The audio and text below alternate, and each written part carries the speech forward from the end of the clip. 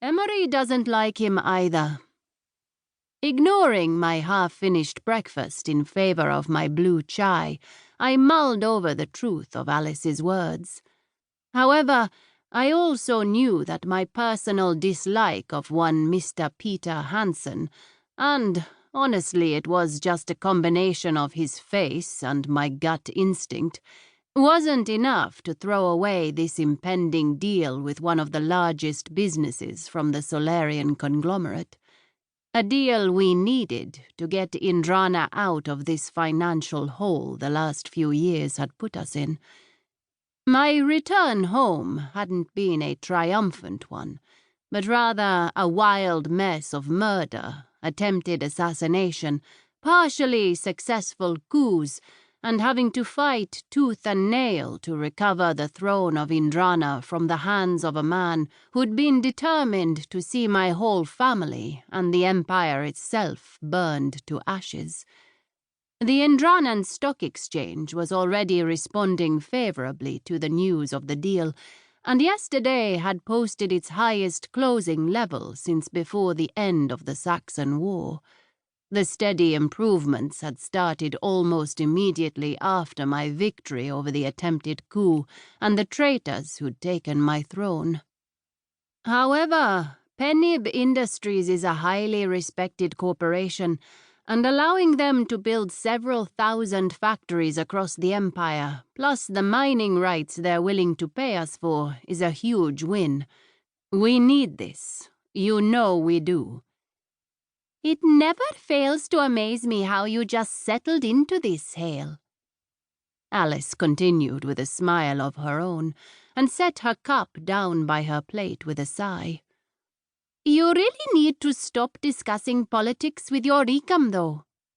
The rebuke carried little heat, and I ignored it the same way I had for the last 6 months.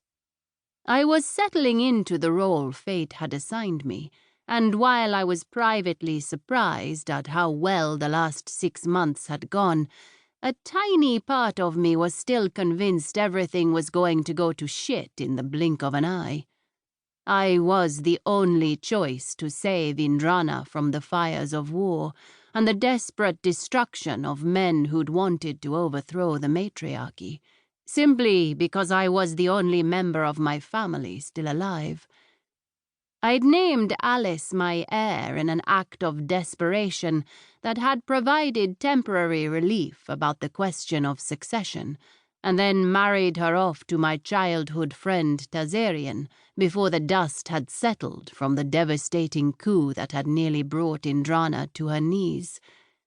There'd been less fallout from that than I'd expected, given Taz's status as the head of the Upja, a sect of rebels who'd fought my mother's government almost her entire reign. Their calls for gender and class equality were still raising eyebrows, but I'd granted amnesty to Taz and as many of the Upja as I could in exchange for their assistance during the war and their help in rebuilding Indrana after. I was Empress and would remain so until I felt their daughter could take the throne. Alice and Taz were popular with the people, but she wasn't from my family, and he was a rebel. With peace a reality just over the horizon, they were little more than the parents of the future Empress. Unless, Shiva forbid, something happened to me in the next several decades. Thankfully, my chosen heir was a consummate politician and had understood her role even better than I in the beginning. Her temper was also better, or it used to be. I was fairly sure she was only joking about shooting the head of Penib Industries. Despite Alice's initial protests over the dubious honor I'd bestowed upon her, she'd been invaluable at juggling an endless list of acts and deals and appointments as we cleaned out the government of anyone who'd been associated with the former Prime Minister, Iha Fainin.